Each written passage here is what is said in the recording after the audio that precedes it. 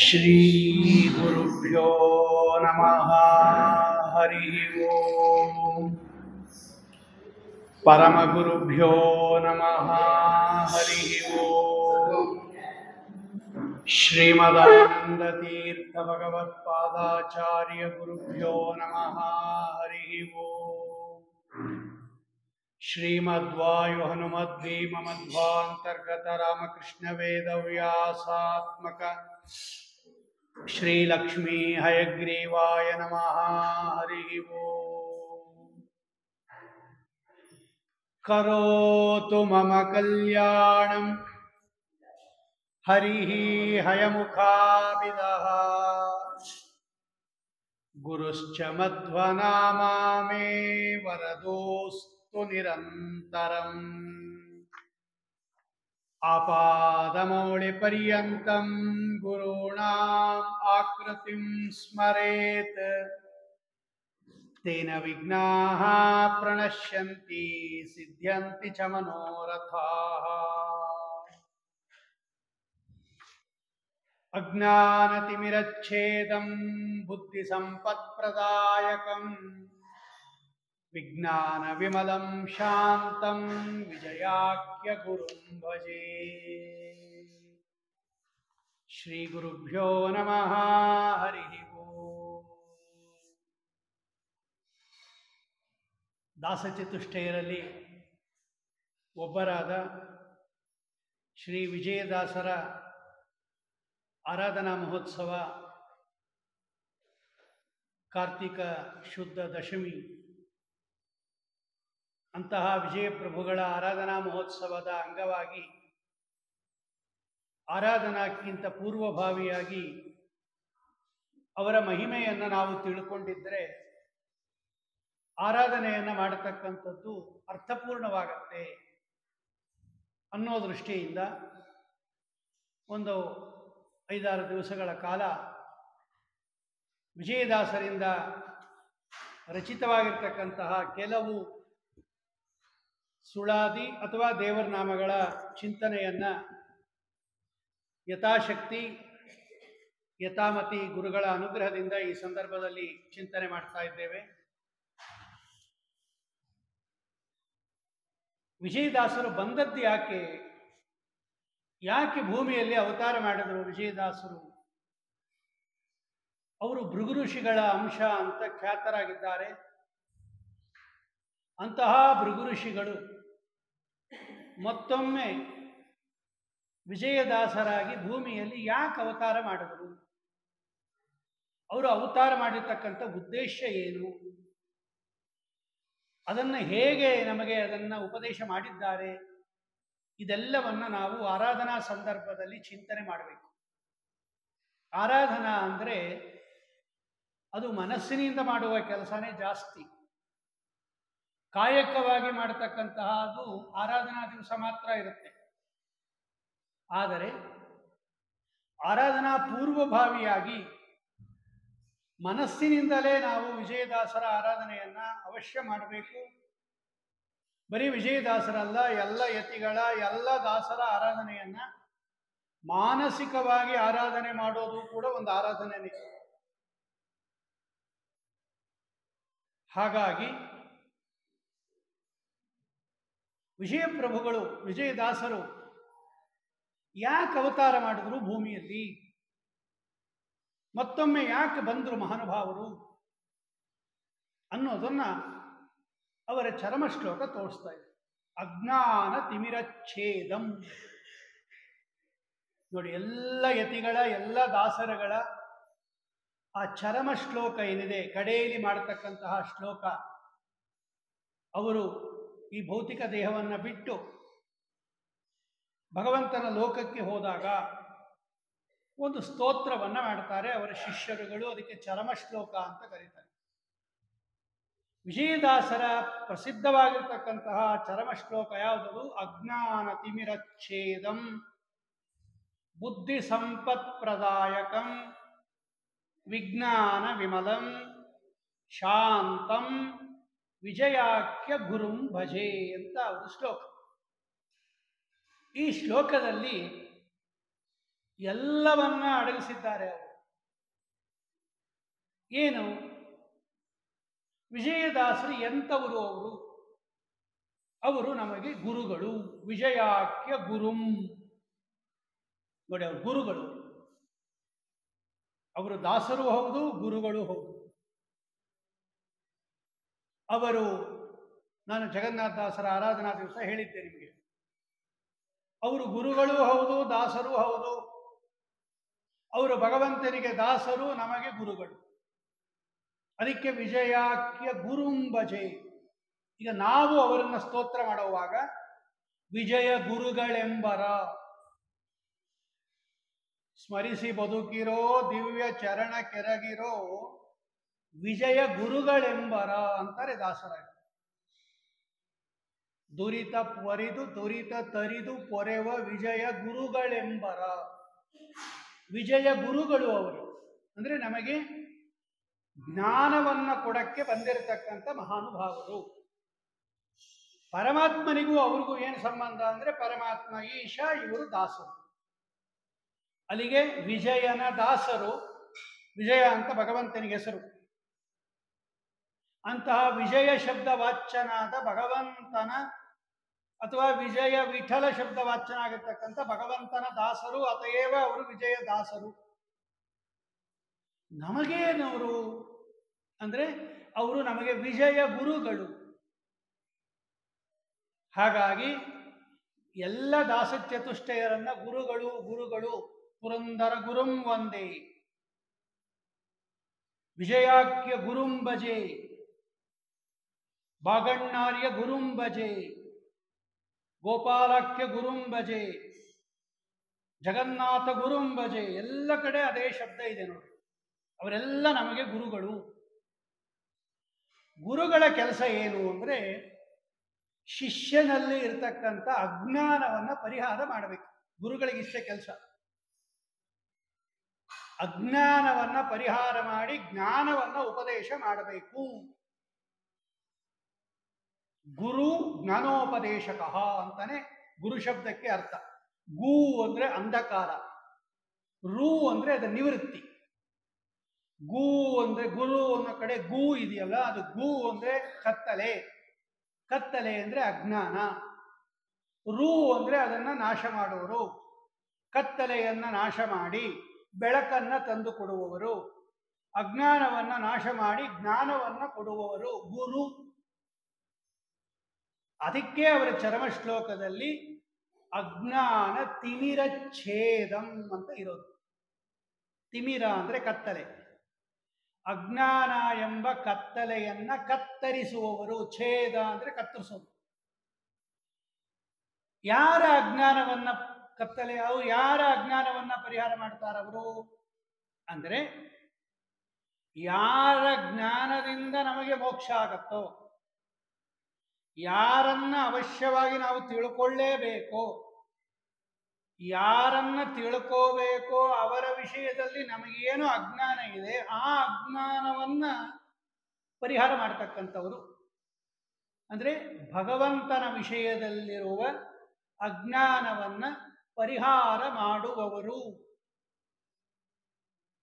ಸರಿ, ಅಜ್ಞಾನ ಪರಿಹಾರ ಮಾಡಿದ್ಮೇಲೆ ಏನು ಕೊಡ್ತಾರವರು? ಬುದ್ಧಿ ಸಂಪತ್ ಪ್ರದಾಯಕಂ. ಬುದ್ಧಿ ಅದು ಮನಸ್ಸಿನ ಒಂದು ಪ್ರಭೇದ. ಅಂದ್ರೆ ಭಗವತ್ ವಿಷಯಿಕವಾಗಿರ್ತಕ್ಕಂತಹ ಬುದ್ಧಿ ಎನ್ನತಕ್ಕಂತಹ ಪ್ರಸಾದವನ್ನ ಕೊಡ್ತಾರೆ. ಅದೊಂದು ದೊಡ್ಡ ಸಂಪತ್ತು. ಬುದ್ಧಿ ಸಂಪತ್ ಪ್ರದಾಯಕಂ. ಯಾವಾಗಲೂ ಭಗವಂತನಲ್ಲಿ ಬುದ್ಧಿ. ಒಂದ್ಸಲ ಭಗವಂತನ ವಿಷಯ ನಮಗೆ ಗೊತ್ತಾಗೋಯ್ತು ಅಂದ್ರೆ ತಿಳ್ಕೊಂಡು ಸುಮ್ಮನೆ ಇರೋದಲ್ಲ. ನಮಗೆ ಭಗವಂತನ ಬಗ್ಗೆ ಗೊತ್ತಿರಲಿಲ್ಲ, ಅಜ್ಞಾನ ಇತ್ತು. ಅಜ್ಞಾನವನ್ನ ಪರಿಹಾರ ಮಾಡಿ ಭಗವಂತನ ವಿಷಯ ಹೇಳಿದ್ರು ನಮಗೆ. ಆಮೇಲೆ ಏನು ಮಾಡ್ಬೇಕು ನಾವು? ಆ ಭಗವಂತನ ವಿಷಯದಲ್ಲಿ ನಮ್ಮ ಬುದ್ಧಿಯನ್ನ ಇಡಬೇಕು, ಮನಸ್ಸನ್ನ ಇಡಬೇಕು. ಅದನ್ನೂ ಅವರೇ ಕೊಡ್ತಾರಂತೆ. ಅವರು ಬುದ್ಧಿ ಸಂಪತ್ ಪ್ರದಾಯಕಂ.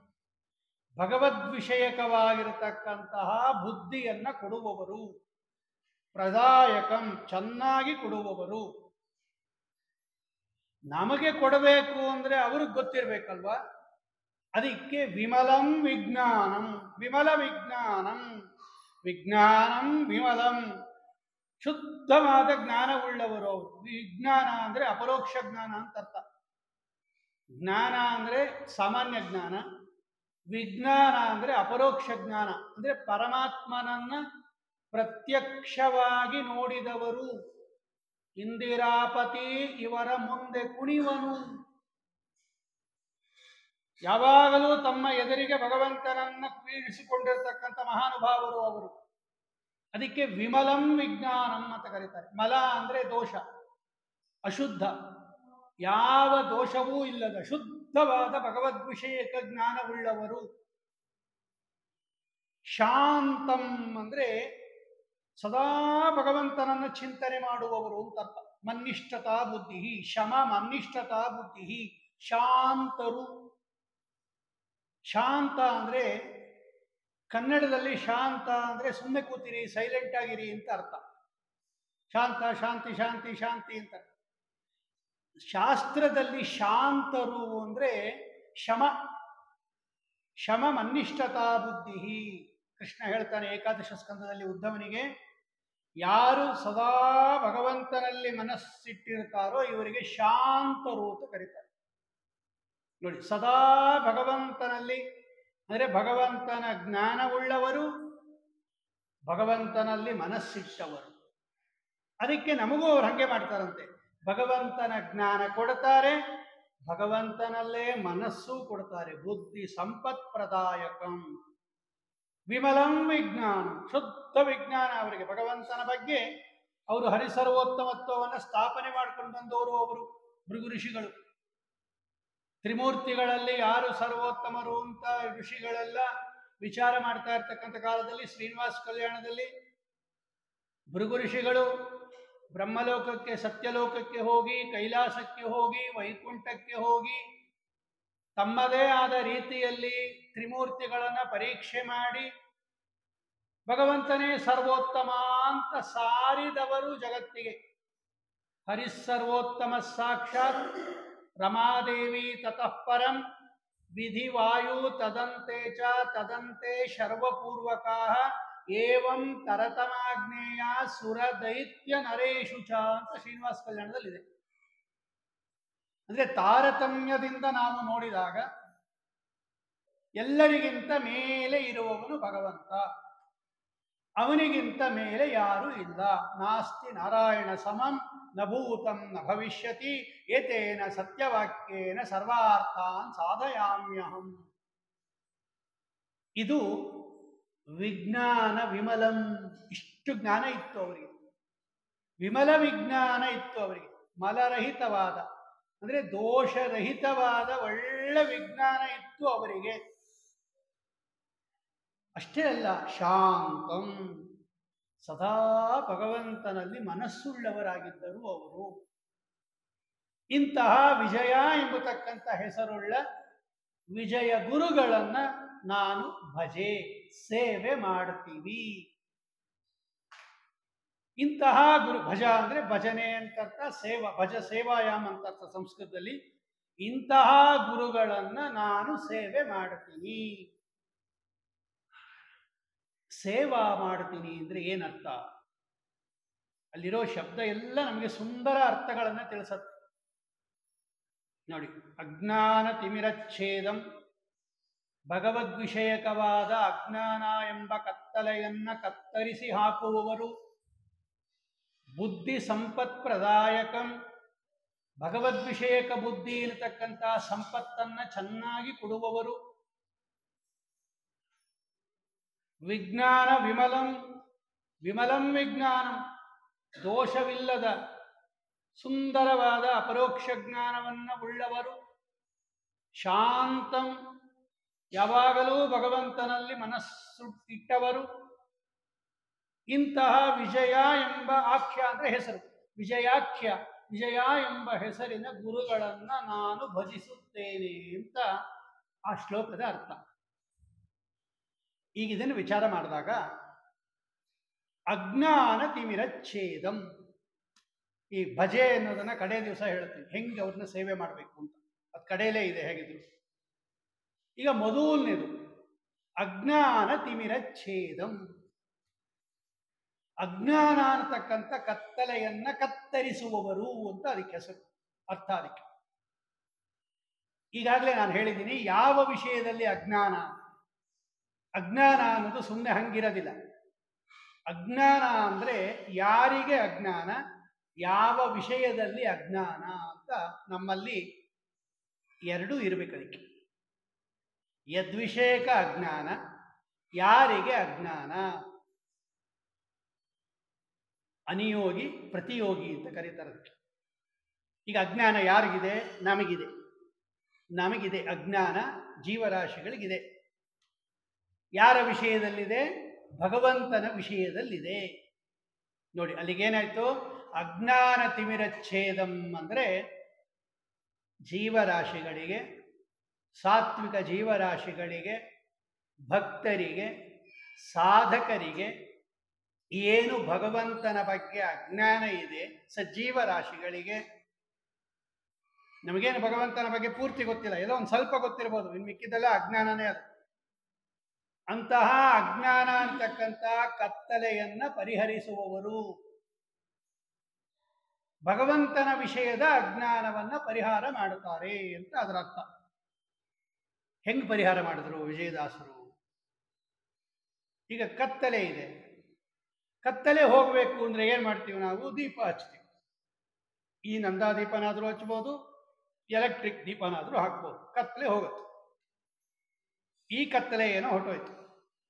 ಇದು ಒಳಗಿನ ಕತ್ತಲೆ ಇದೆ. ಅಜ್ಞಾನ ಅನ್ನೋದು ಒಳಗಡೆ ಇರೋ ಕತ್ತಲೆ ಇದೆ, ಬಾಹ್ಯತಮ. ಈ ದೀಪ ಹೊರಗಡೆ ಇರ್ತಕ್ಕಂತಹ ಕತ್ತಲೆಯನ್ನ ಪರಿಹಾರ ಮಾಡುತ್ತೆ ಹೊರತು ಒಳಗಡೆ ಇರ್ತಕ್ಕಂಥ ಕತ್ತಲೆಯನ್ನ ಇದು ಪರಿಹಾರ ಮಾಡಲ್ಲ.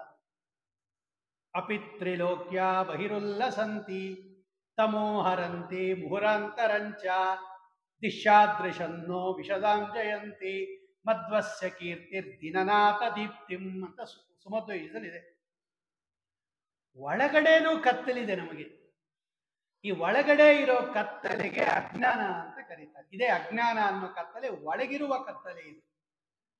ಅಂದ್ರೆ ಭಗವಂತನ ಬಗ್ಗೆ ನಮಗೆ ಗೊತ್ತಿಲ್ಲ. ಇದನ್ನ ಹೆಂಗ್ ಪರಿಹಾರ ಮಾಡಬೇಕು ಅಂದ್ರೆ ಬೆಳಕು ಹಚ್ಚಬೇಕು. ಒಳಗಡೆ ಬೆಳಕು ಹಚ್ಚಬೇಕು. ಒಳಗಡೆ ಬೆಳಕು ಅಂದ್ರೆ ಜ್ಞಾನ. ನೋಡಿ, ಈಚೆ ಕಡೆ ಕತ್ಲೆ ಬೆಳಕು, ಒಳಗಡೆ ಅಜ್ಞಾನ ಜ್ಞಾನ. ಅಜ್ಞಾನ ಅಂದ್ರೆ ಕತ್ಲು, ಜ್ಞಾನ ಅಂದ್ರೆ ಬೆಳಕು. ಒಳಗಡೆ ಬೆಳಕು ಹಚ್ಚಬೇಕು, ಒಳಗಡೆ ಜ್ಞಾನವನ್ನ ಕೊಡಬೇಕು. ಈ ಕೆಲಸವನ್ನ ವಿಜಯದಾಸರು ತಮ್ಮ ಪ್ರತಿಯೊಂದರಲ್ಲಿ, ಅದು ಊಗಾಭೋಗ ಆಗ್ಬೋದು, ಸುಳಾದೆ ಆಗ್ಬೋದು, ಅಥವಾ ದೇವರ ನಾಮಗಳಾಗ್ಬೋದು, ಕೀರ್ತನೆಗಳಾಗ್ಬೋದು, ಯಾವ ಪ್ರಕಾರದಲ್ಲಾಗ್ಲಿ, ಹಲವಾರು ಪ್ರಕಾರಗಳಿದೆ. ಅದು ಸುವಾಲಿ ಅಂತ ಕರೀತಾರೆ, ಶೋಭಾನ ಪದ ಅಂತ ಕರೀತಾರೆ, ಊಗಾಭೋಗ ಅಂತಾರೆ, ಸುಳಾದಿ ಅಂತಾರೆ, ದೇವರ ನಾಮಗಳು ಅಂತಾರೆ, ಲಾಲಿ ಅಂತಾರೆ, ಅನೇಕ ಪ್ರಕಾರಗಳಿದೆ. ಅದು ಭಾಮಿನಿ ಷಟ್ಪದಿಯಲ್ಲಿ ಅಂತಾರೆ. ಹೀಗೆ ಅನೇಕ ರೀತಿಯಲ್ಲಿ ಏನು ಪ್ರತಿಪಾದನೆ ಮಾಡಿದ್ದಾರೆ ವಿಜಯದಾಸರು, ಇದೆಲ್ಲ ಅಜ್ಞಾನ ತಿಮಿರಚ್ಛೇದಂ. ಅಜ್ಞಾನ ಅನ್ನತಕ್ಕಂಥದ್ರೆ ಭಗವಂತನ ವಿಷಯದಲ್ಲಿ ಸಜ್ಜನರಿಗೆ ಇರುವ ಅಥವಾ ಸಾಧಕರಿಗೆ ಇರುವ ಅಜ್ಞಾನವನ್ನ ಅವರು ಪರಿಹಾರ ಮಾಡಿದ್ದಾರೆ.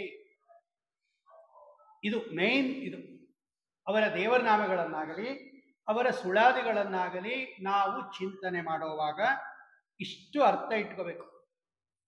ಅವರು ಭಕ್ತಿಯಿಂದ ಸ್ತೋತ್ರ ಮಾಡಿದ್ದಾರೆ.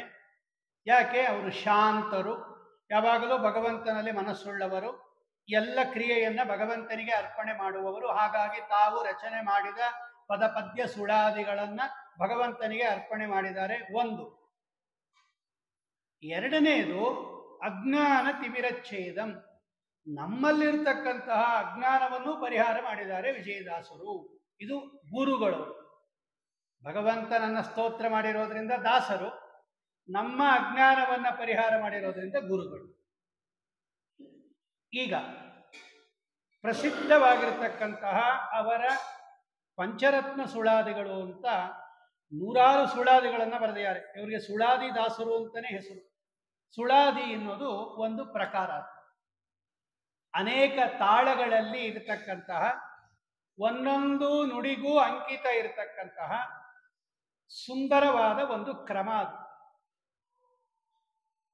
ಇದು ಸುಳಾದಿಯ ಕ್ರಮ, ಹಿಂಗೆ ಇರಬೇಕು ಅಂತ ನಿಯಮ ಇದೆ. ಅಂತಹ ನೂರಾರು ಸುಳಾದಿಗಳನ್ನು ರಚನೆ ಮಾಡಿದ್ದಾರೆ. ಅದರ ಪೈಕಿ 5 ಸುಳಾದಿಗಳು ರತ್ನ ಸುಳಾದಿಗಳು ಅಂತ ಕರೀತಾರೆ. ಪಂಚರತ್ನ ಸುಳಾದಿಗಳು.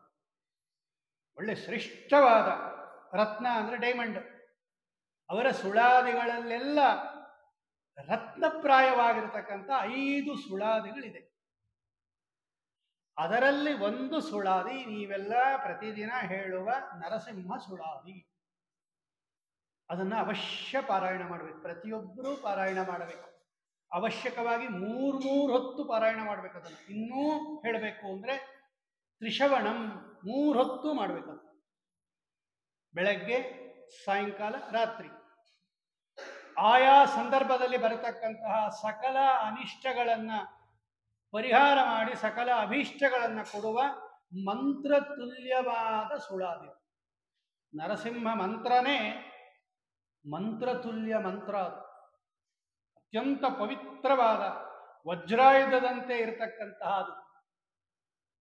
ನರಸಿಂಹ ಮಂತ್ರ ಒಂದಿರಲು ಸಾಕು, ದುರಿತ ಕೋಟಿಯ ತರಿದು.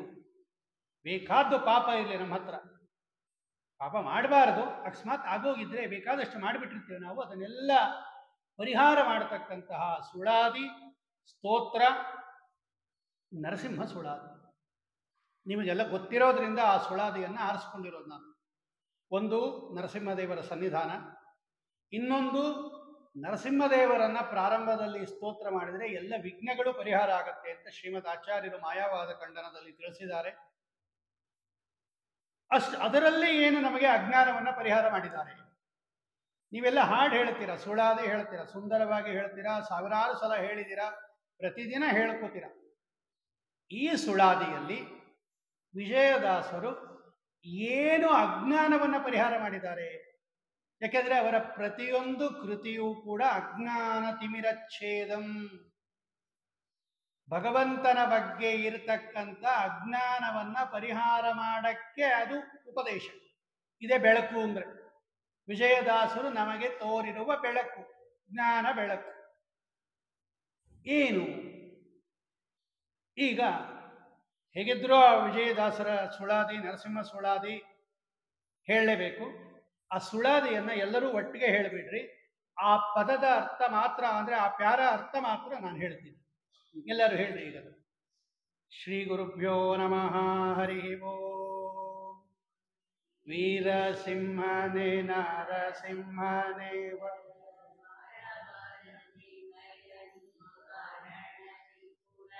ಹರಿದವರ ಸಂಸಾರ ವೃಕ್ಷದ ಮೂಲ, ವೀರರಸಿ ಕೀಳುವ ಬಿರುದು ಭಯಂಕರ ಘೋರಾವತಾರ.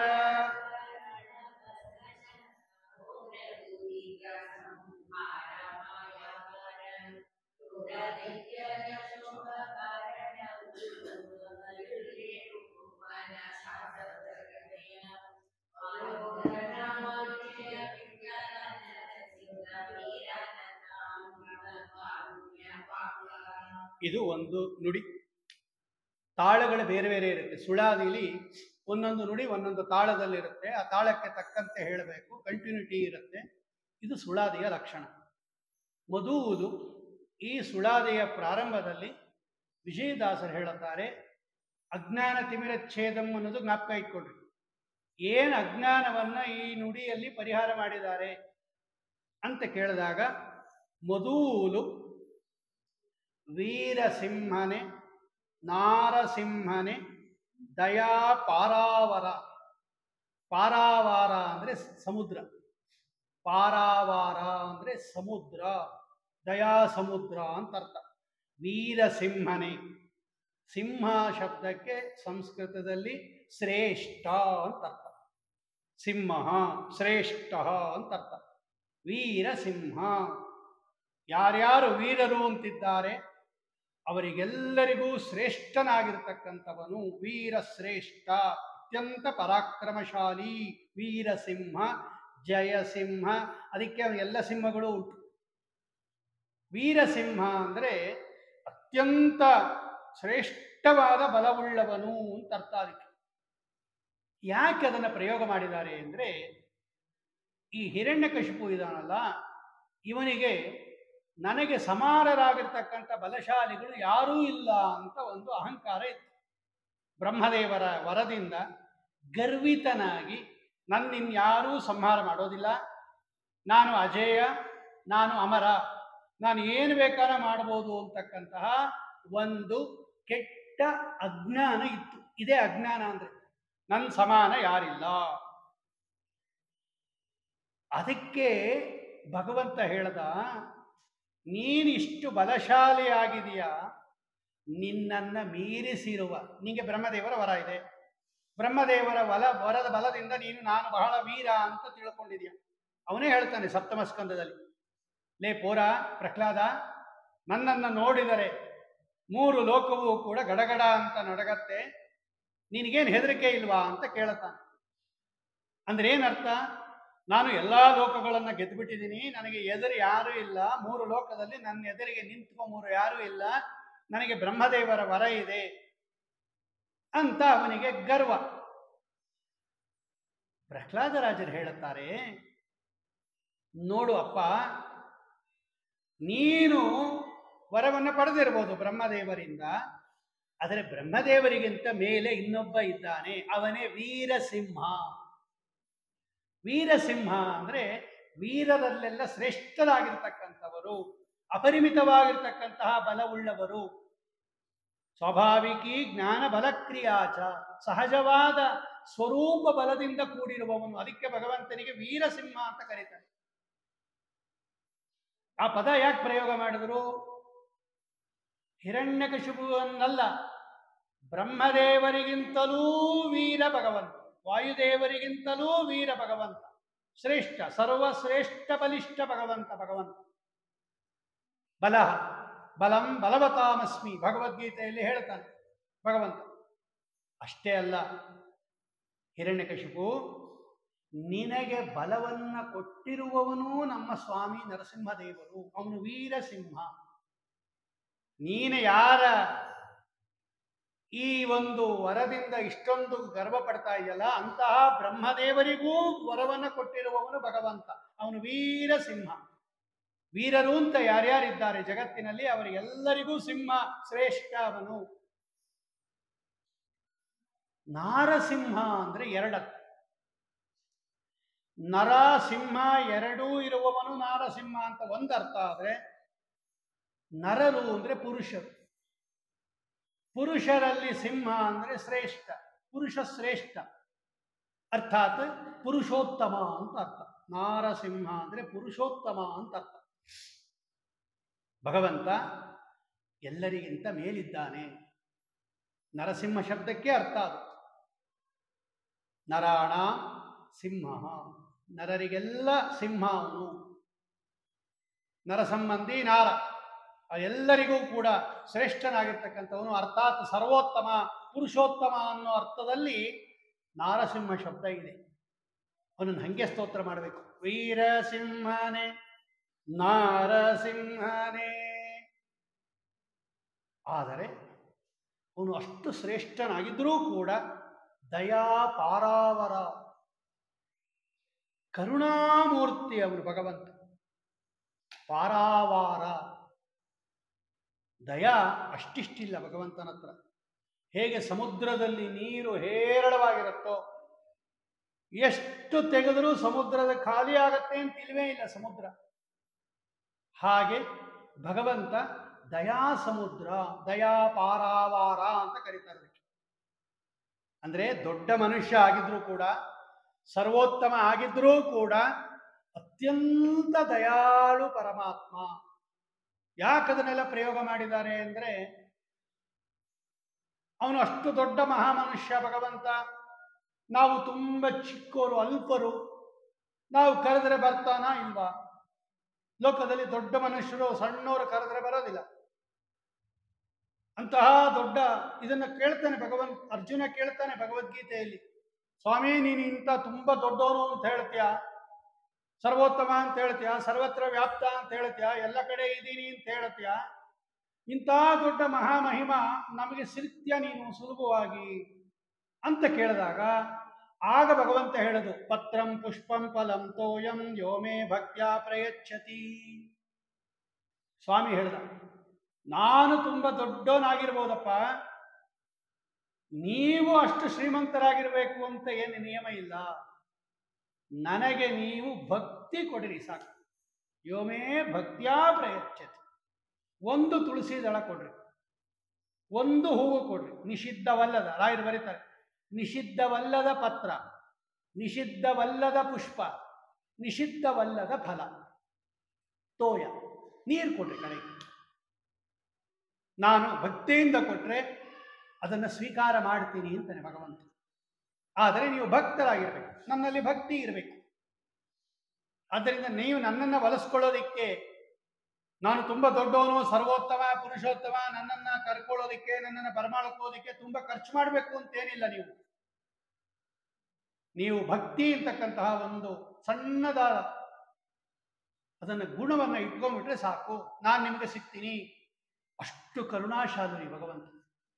ಭಾಗವತದಲ್ಲಿ ಇದನ್ನೆಲ್ಲ ಬಹಳ ಸುಂದರವಾಗಿ ಹೇಳ್ತಾರೆ, ತುಂಬ ಸುಂದರವಾಗಿ ಹೇಳುತ್ತಾರೆ. ದೂರ್ವಾಂಕುರೈರಪಿ, ಒಂದು ಹುಲ್ಲಿನ ಗರಿಕೆ ಸಮರ್ಪಣೆ ಮಾಡಿದ್ರೆ ಸಾಕಂತೆ ಭಗವಂತನಿಗೆ. ಒಂದು ಸಂದರ್ಭದಲ್ಲಿ ಭಾಗವತದಲ್ಲಿ ಹೇಳುತ್ತಾರೆ, ದೂರ್ವಾಂಕುರೈರಪಿ. ದೂರ್ವಾಂಕುರ ಅಂದ್ರೆ ಹುಲ್ಲಿನ ಗರಿಕೆ. ಎಲ್ಲ ಬೆಳೆಯುತ್ತೆ ನೋಡ್ರಿ ಹುಲ್ಲಿನ ಗರಿಕೆ. ಒಂದು ಕಿತ್ಕೊಂಡ್ಬಂದು ಭಗವಂತನಿಗೆ ಭಕ್ತಿಯಿಂದ ಇಟ್ಟರೆ ಸಾಕು.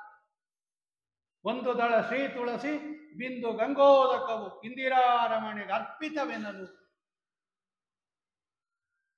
ಎಷ್ಟು ಒಂದು ಹುಲ್ಲಿನ ಗರಕೆ, ಅದು ಏನು ಖರ್ಚೇ ಬೇಡ ಅದಕ್ಕೆ. ಅಂದ್ರೆ ಭಗವಂತ ಎಷ್ಟು ಕರುಣಾಶಾಲಿ. ಕಾದಿದಾನ್ರಿ ಭಗವಂತ ಅನುಗ್ರಹ ಮಾಡಕ್ಕೆ, ಸಿದ್ಧನಾಗಿ ನಿಂತಿದ್ದಾನೆ ಅವನು. ಬಂದು ನಿಂತಿಹ ನೋಡಿ ಭೂತಳದಿ ವೆಂಕಟ ಇಂದಿರೆಯ ಒಡಗೂಡಿ. ನೀವು ಕೊಡ್ತಾ ಇದ್ದೀನಿ, ನಾನು ಬಂದು ನಿಂತ್ಕೊಂಡಿದ್ದೀನಿ. ಭೂಲೋಕಕ್ಕೆ ಬಂದದ್ದೇ ಭಗವಂತ ಅದಕ್ಕೆ ವೈಕುಂಠವನ್ನ ತೊರೆದು. ಆದರೆ ನಾವು ಅವನನ್ನ ಒಲಿಸ್ಕೊತಾ ಇಲ್ಲ ಸರಿಯಾಗಿ. ನಾವು ಅವನನ್ನ ಸರಿಯಾಗಿ ಒಲಿಸಿಕೊಳ್ತಾ ಇಲ್ಲ. ನಮ್ಮ ತಪ್ಪಿದೆ ಅದು. ಸುಲಭನೋ ಹರಿ ತನ್ನವರ ನರಗಳಿಗೆ ಬಿಟ್ಟಗಲನೋ, ರಮಾಧವನ ಒಲಿಸಲರಿಯದೆ ಪಾಮರರು ಬಳಲುವರು ಭವದೊಳಗೆ. ಜಗನ್ನಾಥದಾಸರು ಹೇಳ್ತಾರೆ ಆ ಮಾತನ್ನ. ಬುದ್ಧಿ ಇಲ್ಲ ನಿಮಗೆ, ಅವನನ್ನ ಒಲಿಸ್ಕೊಂಬಕ್ಕೆ ಗೊತ್ತಿಲ್ಲದೆ ಕಷ್ಟಪಡ್ತಾ ಇದ್ದೀರಾ, ತುಂಬಾ ದುಃಖ ಪಡ್ತಾ ಇದ್ದೀರಾ. ಆದ್ರೆ ಅವನು ಕಾಯ್ತಾ ಇದ್ದಾನೆ ನಿಮ್ಮ ದುಃಖ ಪರಿಹಾರ ಮಾಡ್ತೀನಿ ಅಂತ. ಅವನನ್ನ ಒಲಿಸ್ಕೊಳ್ಳೋದಕ್ಕೆ, ಅವನನ್ನ ಪ್ರಸನ್ನೀಕರಿಸ್ಕೊಂಬೋದಕ್ಕೆ ನಿಮಗೆ ಗೊತ್ತಾಗ್ತಾ ಇಲ್ಲ. ಅದನ್ನ ಅವ್ರು ತೋರಿಸ್ತಾ ಇದ್ದಾರೆ. ದಯಾ ಪಾರಾವಾರಣಿ ಭಯ ನಿವಾರಣ. ಯಾರ್ಯಾರಿಗೆ ಯಾವ್ಯಾವ್ದಿಂದ ಭಯ ಬಂದಿದೆ, ಸಕಲ ಭಯವನ್ನ ಪರಿಹಾರ ಮಾಡುವ ಮಂತ್ರ ನರಸಿಂಹ ಮಂತ್ರ. ಎಲ್ಲ ರೀತಿಯ ಚೋರವು ವ್ಯಾಧಿ ಮಹಾಜ್ವರಂ ಭಯಹರಂ ಶತ್ರುಕ್ಷಯಂ ನಿಶ್ಚಯಂ. ವಿಜೇಂದ್ರ ಸ್ವಾಮಿಗಳು ಹೇಳುತ್ತಾರೆ, ನಾನಾ ರೀತಿಯ ಭಯ. ಅದು ಕ್ರೂರ ಪ್ರಾಣಿಗಳಿಂದ ಇರಬಹುದು, ಕಳ್ಳಕಾಕರಿಂದ ಇರಬಹುದು, ನಮ್ಮಿಂದಲೇ ಇರಬಹುದು, ಸ್ವಜನರಿಂದಲೇ ಇರಬಹುದು. ಏನೋ ಭಯ, ಎಲ್ಲ ಭಯ, ಎಲ್ಲ ಭಯ. ಕ್ಷುಲ್ಲಕ ಜನರಿಗೆ ಎಲ್ಲ ಭಯ. ವಿಜಯದಾಸರು ವಾದಿರಾಜರು ಹೇಳ್ತಾರೆ, ಭಯ ಅನ್ನೋದು ಒಂದು ದೊಡ್ಡ ದೋಷ. ಅದು ಎಲ್ಲ ಭಯವನ್ನ ನಿವಾರಣೆ ಮಾಡ್ತಾನೆ ಭಗವಂತ. ಅದಕ್ಕೆ ಅವರು ಜನರಲ್ ಆಗಿ ಹಾಕ್ಬಿಟ್ರು ಭಯ ನಿವಾರಣ. ಎಲ್ಲದಕ್ಕಿಂತ ದೊಡ್ಡ ಭಯ ಯಾವುದು ಗೊತ್ತಾ?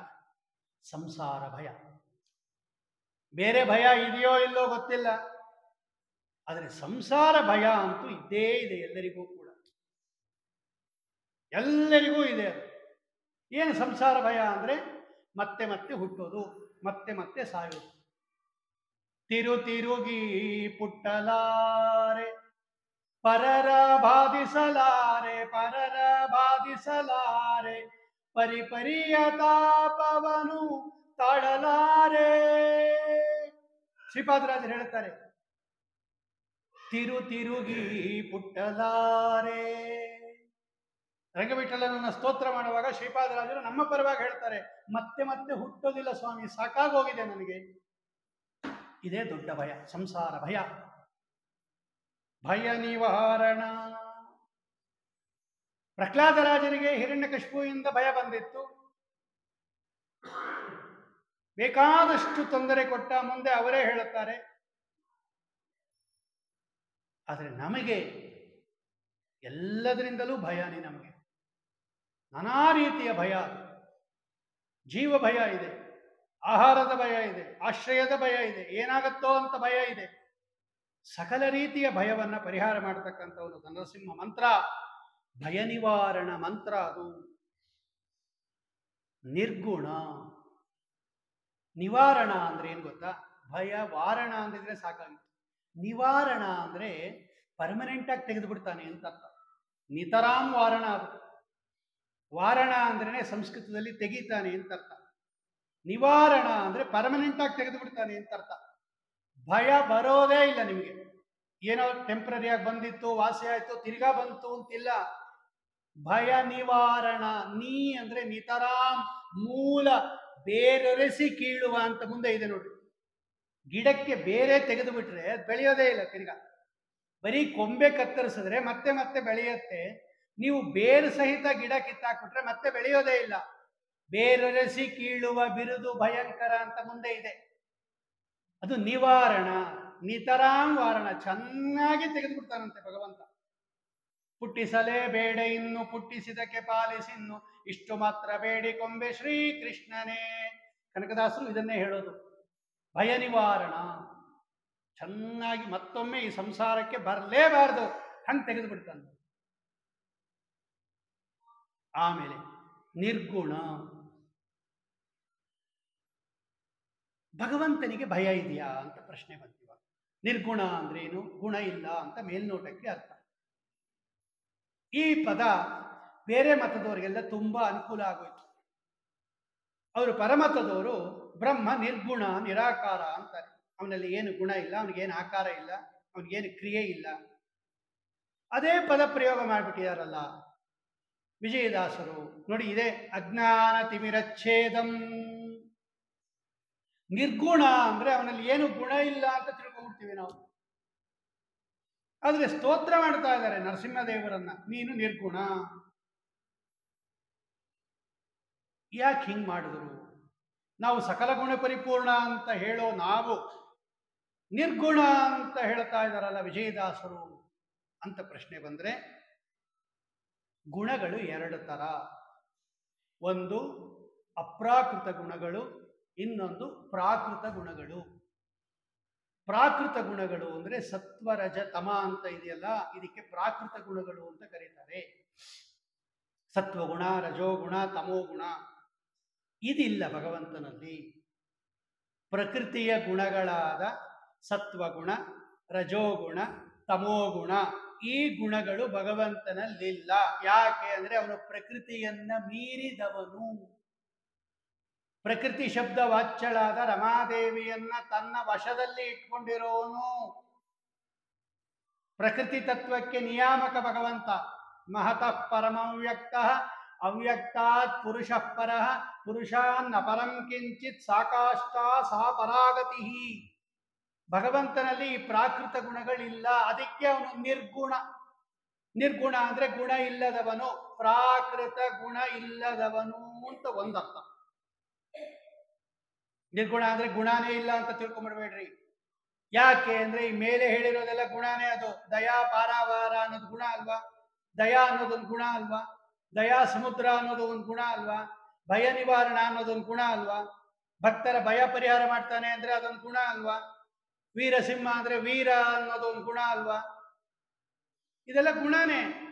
ಗುಣ ಹೇಳಿಬಿಟ್ಟು ನಿರ್ಗುಣ ಅಂತ ಎಲ್ಲಿ ಹೇಳಿರ್ತಾರಲ್ಲ, ಅಲ್ಲಿ ಆ ನಿರ್ಗುಣ ಶಬ್ದಕ್ಕೆ ಪ್ರಾಕೃತ ಗುಣರಹಿತ ಅಂತ ಮಾಡ್ಬೇಕು. ಯಾಕೆ ಹಂಗೆ ಮಾಡ್ಬೇಕು ಅಂದ್ರೆ, ಈ ಪ್ರಾಕೃತ ಗುಣ ಏನಾದ್ರೂ ಇದ್ದು ಬಿಟ್ರೆ ಅವನಿಗೂ ಭಯ, ಅವನಿಗೂ ರೋಗ, ಅವನಿಗೂ ನಿದ್ದೆ, ಅವನಿಗೂ ಆಯಾಸ ಎಲ್ಲ ಬಂದ್ಬಿಡುತ್ತೆ. ನಮ್ಮ ಭಯ ಪರಿಹಾರ ಮಾಡಕ್ಕಾಗಲ್ಲ. ಅವಾಗ ಭಗವಂತನಿಗೆ ಭಯ ಇದ್ರೆ ನಮ್ಮ ಭಯ ಪರಿಹಾರ ಮಾಡಕ್ಕಾಗಲ್ಲ. ಭಗವಂತನಿಗೆ ಭಯ ಇಲ್ಲ. ಯಾಕೆ? ಅವನು ಪ್ರಾಕೃತ ಗುಣರಹಿತ. ಈ ಪ್ರಾಕೃತ ಗುಣದಿಂದ ಕೂಡಿದವರಿಗೆ ಭಯ, ರೋಗ, ಆಲಸ್ಯ, ಮಾತ್ಸರ್ಯ ಇದೆಲ್ಲ. ಶ್ರೀನಿವಾಸ ಕಲ್ಯಾಣದಲ್ಲಿ ಬಕುಳಾದೇವಿ ಕೇಳ್ತಾಳೆ ಶ್ರೀನಿವಾಸನನ್ನ, ಯಾಕೆ ಸ್ವಾಮಿ ದುಃಖ ಪಡ್ತಾ ಇದೆಯಾ? ಬೇಟೆಗೆ ಹೋದಾಗ ಏನಾದ್ರೂ ಕ್ರೂರ ಮೃಗಗಳನ್ನ ನೋಡಿ ಹೆದರದ್ಯಾ ಅಂತ ಕೇಳ್ತಾಳು. ಬೇಟೆಗೆ ಹೋಗಿದ್ಯಲ್ಲ, ಅಲ್ಲೇನಾದ್ರೂ ಕಳ್ಳಕಾಕರನ್ನ ನೋಡಿ, ಕ್ರೂರ ಮೃಗಗಳನ್ನ ನೋಡಿ ಹೆದರ್ಕೊಂಡ್ಬಿಟ್ಯಾ? ಯಾಕೆ ಇಷ್ಟೊಂದು ದುಃಖ ಪಡ್ತಾ ಇದೆಯಾ ಅಂತ ಕೇಳ್ತಾಳೆ ಒಂದು ಮಾತು. ಅದಕ್ಕೆ ಉತ್ತರ ಭಗವಂತ ಹೇಳ್ತಾನೆ, ಅಮ್ಮ, ನನಗೆ ಕ್ರೂರ ಮೃಗಗಳಾಗಲಿ ಅಥವಾ ಕಳ್ಳಕಾಕರಾಗಲಿ ಏನು ಮಾಡೋದಿಲ್ಲ. ಯಾಕೆ? ಮನ್ನಾಮ ಸ್ಮರಣಾದೇವ ವಿದ್ರವಂತಿ ದಿಶೋ ದಿಶ ಅಂತಾನೆ ಭಗವಂತ. ನಾನು ಬೇಡ, ನನ್ನ ಹೆಸರು ಕೇಳಿದ್ರೆ ಸಾಕು, ಈ ಕ್ರೂರ ಮೃಗಗಳೆಲ್ಲ ಓಡೋಗ್ಬಿಡುತ್ತೆ, ನನಗೇನು ಮಾಡುತ್ತೆ? ಹಿಂಡು ಭೂತವ ಹಿಡಿದು ತುಂಡು ಮಾಡುವ ಮಂತ್ರ ನರಸಿಂಹ ಮಂತ್ರ ಒಂದಿರಲು ಸಾಕೋ. ಭೂತ ಪ್ರೇತ ಪಿಶಾಚ ಯಕ್ಷ ಗಣಶಃ ದೇಶಾಂತರೋಚ್ಚಾಟನ ಚೋರೌ ವ್ಯಾಧಿ ಮಹಾಜ್ವರಂ ಭಯಹರಂ ಅಂತ ವಿಜೇಂದ್ರ ಸ್ವಾಮಿಗಳು ಬರೀತಾರೆ. ಚೋರರು, ಕಳ್ಳರು, ಕಾಕರು, ಯಾರ್ಯಾರು ಶತ್ರುಗಳು ಎಲ್ಲವನ್ನ ಪರಿಹಾರ ಮಾಡುವ ಸಾಮರ್ಥ್ಯ ಇರತಕ್ಕಂತಹ ಮಂತ್ರ ನರಸಿಂಹ ಮಂತ್ರ. ನರಸಿಂಹದೇವರು ಬೇಡ, ಅವರ ಹೆಸರಿಗೆ ಇದೆಯಂತ್ರಿ, ಅಷ್ಟು ಶಕ್ತಿ ಇದೆ. ನಾಮಸ್ಮರಣಾದೇವ ನರಸಿಂಹ ನರಸಿಂಹ ನರಸಿಂಹ ಅಂತ ಸ್ಮರಣೆ ಮಾಡಿದ್ರೆ ಸಾಕು, ಕ್ರೂರ ಪ್ರಾಣಿಗಳೆಲ್ಲ ಓಡೋಗ್ಬಿಡುತ್ತಂತೆ, ಕಳ್ಳಕಾಕರೆಲ್ಲ ಓಡೋಗ್ಬಿಡುತ್ತಂತೆ. ಶ್ರೀನಿವಾಸ ದೇವರು ಹೇಳ್ತಾರೆ, ಶ್ರೀನಿವಾಸ ಬೇರೆ ಅಲ್ಲ, ನರಸಿಂಹ ಬೇರೆ ಅಲ್ಲ. ಆದ್ದರಿಂದ ಭಯಾದಿಗಳಿಲ್ಲ ನನ್ನಲ್ಲಿ. ಅದಕ್ಕೆ ನಾನು ನಿರ್ಗುಣ, ಪ್ರಾಕೃತ, ಗುಣರಹಿತ. ಆಮೇಲೆ ಸಾರಿದವರ ಸಂಸಾರ ವೃಕ್ಷದ ಮೂಲ ಬೇರರಸಿ ಕೀಳುವ ಬಿರುದು. ಇದನ್ನೇ ನಾನು ಹೇಳಿದ್ದಿವಾಗ. ಏನ್ ಮಾಡ್ಬೇಕು ನಾವು? ಸಾರಿದವರ. ಸಾರಿದವರ ಅಂದ್ರೆ ಕೊಂಡಾಡಿದವರ ಅಂತ ಅರ್ಥ. ಸಾರೋದು ಅಂದ್ರೆ ಎಲ್ಲ ಕಡೆ ಭಗವಂತನ ಮಹಿಮೆಯನ್ನ ಪ್ರಚಾರ ಮಾಡು ಅಂತ ಅರ್ಥ. ಸಾರಿದವರು ಅಂದ್ರೆ ಅವನ ಹತ್ರ ಆಶ್ರಯ ಪಡೆದವರು ಅಂತ ಇನ್ನೊಂದು ಅರ್ಥ. ಸಾರೋದು, ಡಂಗೂರವ ಸಾರಿರಯ್ಯ ಅಂತ ನೋಡಿ ದಾಸರ. ಸಾರೋದು ಅಂದ್ರೆ ಎಲ್ಲ ಕಡೆ ಹೇಳ್ಕೊಂಬನ್ರಿ ಅಂತ ಅರ್ಥ, ಒಂದರ್ಥ. ಸಾರೋದು, ಸೇರೋದು ಅಂದ್ರೆ ಅವನ ಹತ್ರ ಹೋಗೋದು ಅಂತ ಇನ್ನೊಂದರ್ಥ. ಯಾರು ನನ್ನ ಹತ್ರ ಬರ್ತಾರೆ ಅಥವಾ ಯಾರು ನನ್ನನ್ನು ಸ್ತೋತ್ರ ಮಾಡ್ತಾರೆ, ಯಾರು ನನ್ನ ಮಹಿಮೆಗಳನ್ನ ಸಾರ್ತಾರೆ, ಯಾರು ಡಂಗೂರ ಹೊಡಿತಾರೆ, ಯಾರು ತಾವು ತಿಳ್ಕೊಂಡಿರ್ತಾರೆ,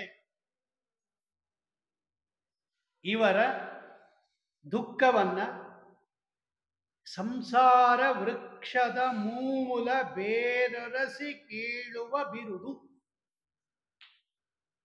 ಈ ಸಂಸಾರದ ಮೂಲ ಬೇರು ಯಾವುದು ಅಂದ್ರೆ ಇದೇ ಅಜ್ಞಾನ. ದೊಡ್ಡದದು. ಇವತ್ತು ಭಗವಂತನ ಅಜ್ಞಾನದಿಂದ ಇವತ್ತು ನಾವು ಈ ಸಂಸಾರದಲ್ಲಿ ಇರೋದಕ್ಕೆ ಕಾರಣ ಏನು ಅಂದ್ರೆ ಭಗವಂತನ ಅಜ್ಞಾನ.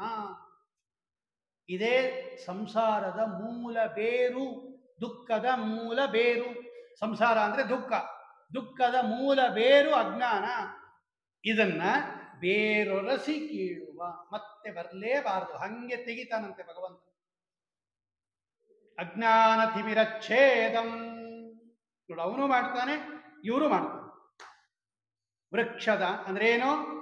ಯಾರು ತನ್ನನ್ನ ಭಜಿಸ್ತಾರೆ, ಯಾರು ತನ್ನನ್ನ ಕೊಂಡಾಡ್ತಾರೆ, ಸಾರಿದವರ, ಭಜಿಸಿದವರ, ಸ್ತೋತ್ರ ಮಾಡಿದವರ ಸಂಸಾರ ದುಃಖ ಜನನ ಮರಣವನ್ನ ಬೇರರಸಿ, ಬೇರು ಸಮೇತ ಕೀಳುವ ಬಿರುದು ನಿಂದು ಅಂತ ಬಿರುದು ಹೊಂದಿರತಕ್ಕಂಥವನು ನೀನು.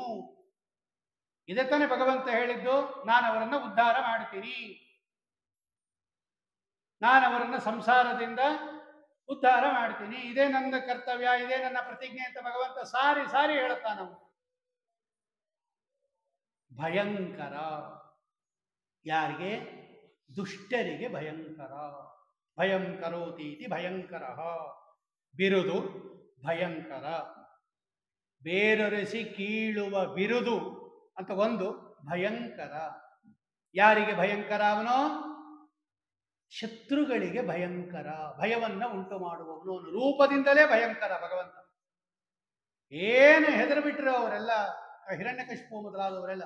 ಏನಿದು, ನಾನು ನೋಡೇ ಇಲ್ಲ ಎಂದು. ಕಿಮೇತತ್ ಮೃಗೇಂದ್ರ ರೂಪಂ ಕಿಮಾಶ್ಚರ್ಯಂ ಏತತ್. ನರಸಿಂಹದೇವರು ಪ್ರಕಟವಾದಾಗ ಏನು ಭಯಂಕರ ರೂಪವನ್ನು ತೋರಿಸ್ತಾರೆ. ಮುಂದೆ ಅವರೇ ಹೇಳುತ್ತಾರೆ, ಅತ್ಯದ್ಭುತವಾದ ರೂಪ ಅದು, ಶತ್ರುಗಳಿಗೆ ಭಯಂಕರ, ಭಕ್ತರಿಗೆ ಶಾಂತ ಮೂರ್ತಿ ಭಗವಂತ.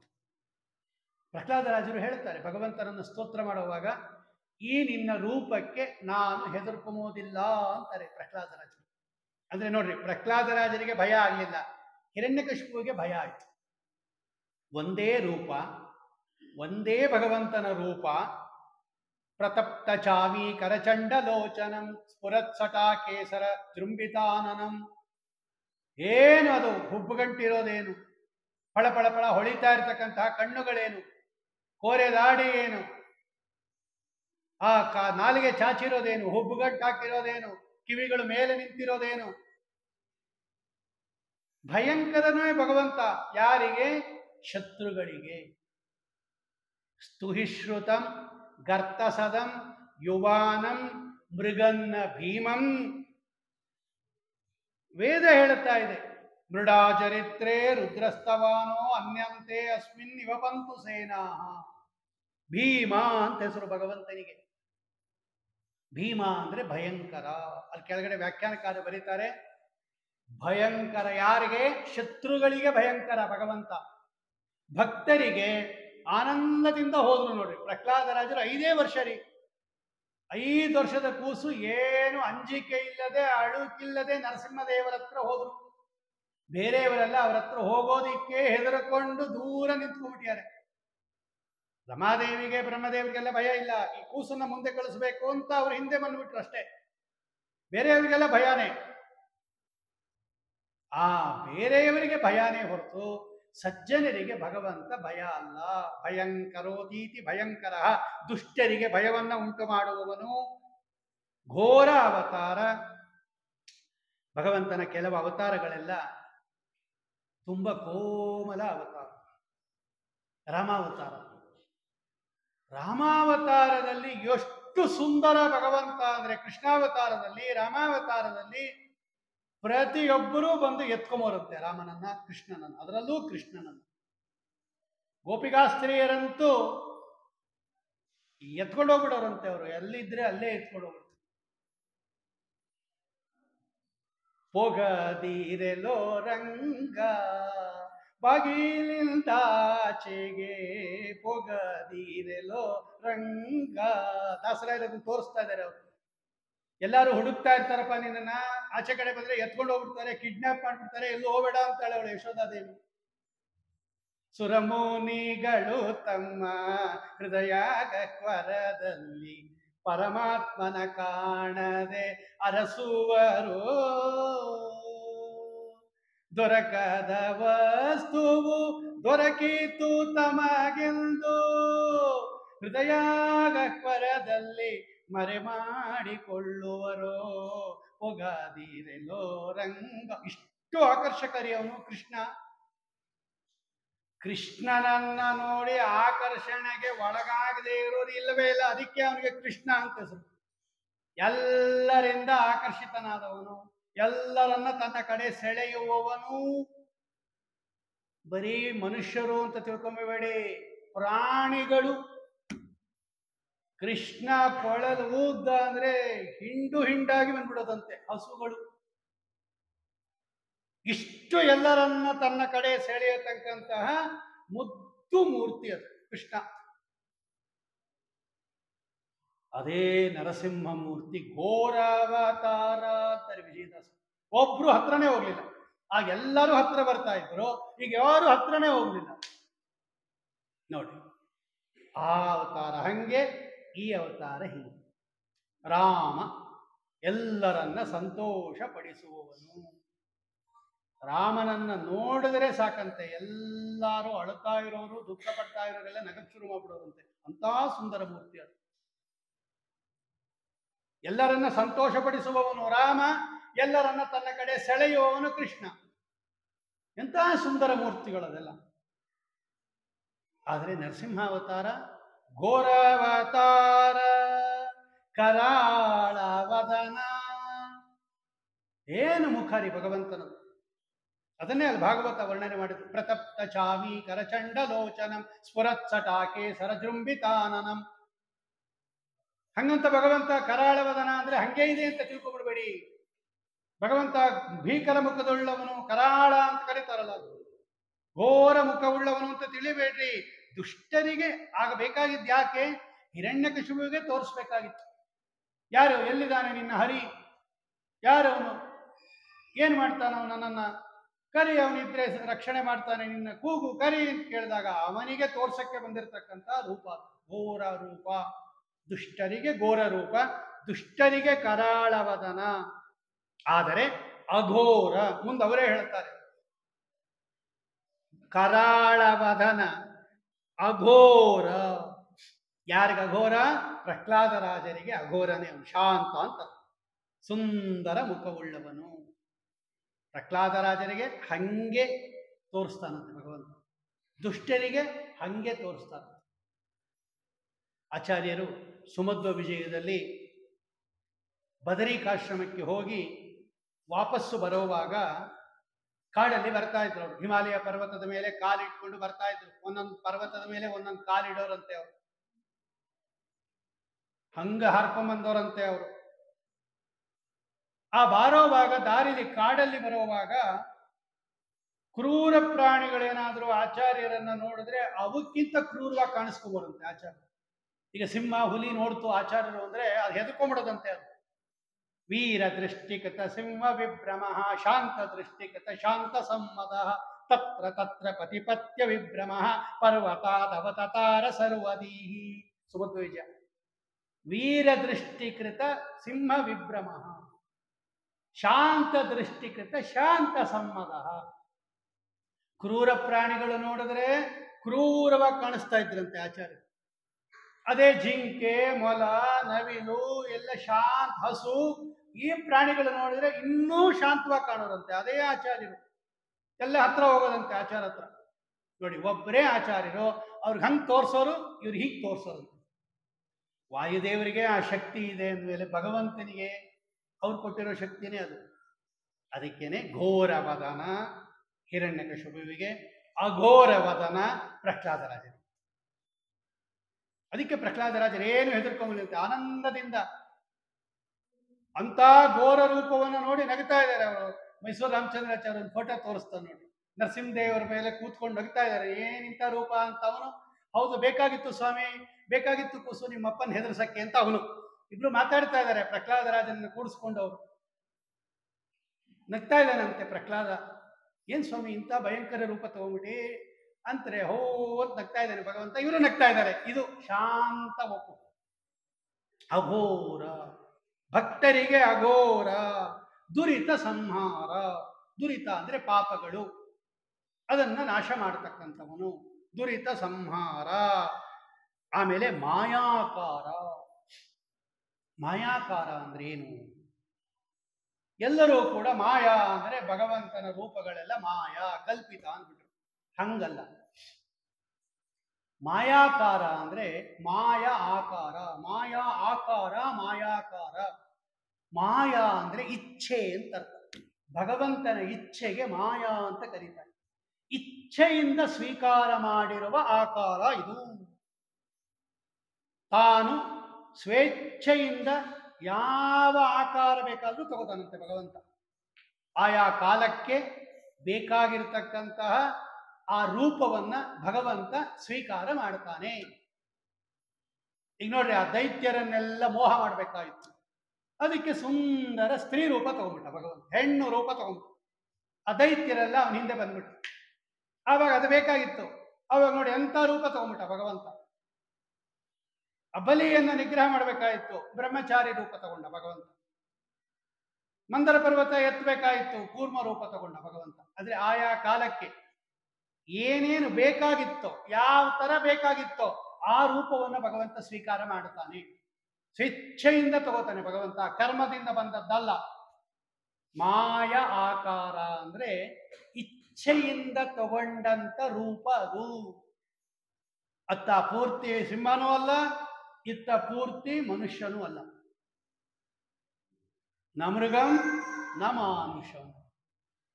ಅವನು ಮೃಗನೂ ಹೌದು ಮನುಷ್ಯನೂ ಹೌದು, ಪೂರ್ತಿ ಅಲ್ಲ ಅಂತ ಅರ್ಥ. ಮೇಲೆಲ್ಲ ಸಿಂಹ, ಕೆಳಗೆಲ್ಲ ಮನುಷ್ಯ. ಈ ತರ ರೂಪ ನೋಡೇ ಇರಲಿಲ್ಲ ಅವನು ಹಿರಣ್ಯಕಶಿಪು. ಇದೇನಿದು ಹಿಂಗಿದೆ ಅಂತ ಅವನು ನರಸಿಂಹದೇವರು ಪ್ರಕಟವಾದಾಗ, ಆವಿರ್ಭೂತರಾದಾಗ, ಇದೇನು ಇಂಥ ರೂಪ ಅಂತ ನಾವು, ಇಂಥದ್ದೊಂದು ರೂಪ ಇದೆ ಅಂತ ನಂಗೆ ಗೊತ್ತೇ ಇರಲಿಲ್ಲ. ಇದ್ದಾರೆ ಅದನ್ನು ಸೇರಿಸ್ಬಿಡ್ತಿದ್ದೆ ವರದಲ್ಲಿ ಅಂತ, ಅದು ಸೇರಿಸ್ಬಿಡ್ತಾ ಇದ್ದೆ. ಇಂಥ ಅರ್ಧಂಬರ್ಧ 50-50, ಈ 50-50 ಇರೋ ರೂಪದಿಂದಲೂ ನಂಗೆ ವರ ಬರೋದು ಬೇಡ ಅಂತ ಕೇಳ್ತಾ ಇದ್ದ ಅವನು. ಅವ್ನಿಗೆ ಗೊತ್ತಿಲ್ಲ, ಅವನಿಗೆ ಈ ತರ ಇರುತ್ತೆ ಅಂತಾನೆ ಗೊತ್ತಿಲ್ಲ. ಅವ್ನು ಕೇಳ್ತಾ ಇದ್ದಾನೆ, ಇದೇನಿದು ಮೇಲಿಂದ ಕೆಳಗೆ ತನಕ ನೋಡ್ದ. ಸಿಂಹ ನೋಡಿದ್ದ, ಮನುಷ್ಯ ನೋಡಿದ್ದ, ಆದ್ರೆ ನರಸಿಂಹ ನೋಡಿರ್ಲಿಲ್ಲ ಅವನು. ಯಾರು ನೋಡಿರ್ಲಿಲ್ಲ, ಯಾರ್ಯಾರು ನೋಡಿರ್ಲಿಲ್ಲ. ಪ್ರಹ್ಲಾದರಾಜರು ನೋಡಿರ್ಲಿಲ್ಲ. ಅವನು ನರಸಿಂಹ ಪುರಾಣದಲ್ಲಿ ಹೇಳ್ತಾನೆ ಭಗವಂತ, ಪ್ರಹ್ಲಾದ ನಿಂಗೆ ಅತ್ಯದ್ಭುತವಾದ, ನೀನ್ ಹಿಂದೆಂದು ನೋಡಿಲ್ದೇ ಇರ್ತಕ್ಕಂಥ ಅತ್ಯದ್ಭುತ ರೂಪ ತೋರಿಸ್ತೀನಿ ಅಂತ ಮೊದಲು ಭಗವಂತ ಬಂದು ಹೇಳಿಬಿಟ್ಟು ಆಮೇಲೆ ತೋರಿಸ್ತಾನೆ ಅಂತಿದೆ ಕಥೆಯಲ್ಲಿ. ಸಮುದ್ರಕ್ಕೆ ಎಸ್ದು ಬಿಡ್ತಾನೆ ಹಿರಣ್ಯಕಶಿಪು. ಆ ಸಮುದ್ರಕ್ಕೆ ಎಸ್ದಾಗ ಭಗವಂತ ಬಂದು ಕಾಪಾಡ್ತಾನೆ. ಆವಾಗ ಭಗವಂತ ಹೇಳ್ತಾನೆ, ಇನ್ನೇನು ಯೋಚನೆ ಮಾಡಬೇಡ, ಇವ್ನು ಏನೇನೋ ತೊಂದರೆ ಕೊಟ್ಟರು ಕೂಡ ನಾಳೆ ನಿಂಗೆ ಒಂದು ಒಳ್ಳೆ ರೂಪ ತೋರಿಸ್ತೀನಿ. ನೀ ನೋಡೇ ಇಲ್ಲ ನಿನ್ ಜನ್ಮದಲ್ಲಿ ಅಂತ ರೂಪ ತೋರಿಸ್ತೀನಿ. ಅದಕ್ಕೆ ಭಾಗವತ ಹೇಳತ್ತೆ, ಅದೃಶ್ಯಂ ಅದೃಷ್ಟ ಅಶ್ರುತ ಪೂರ್ವತ್ವ.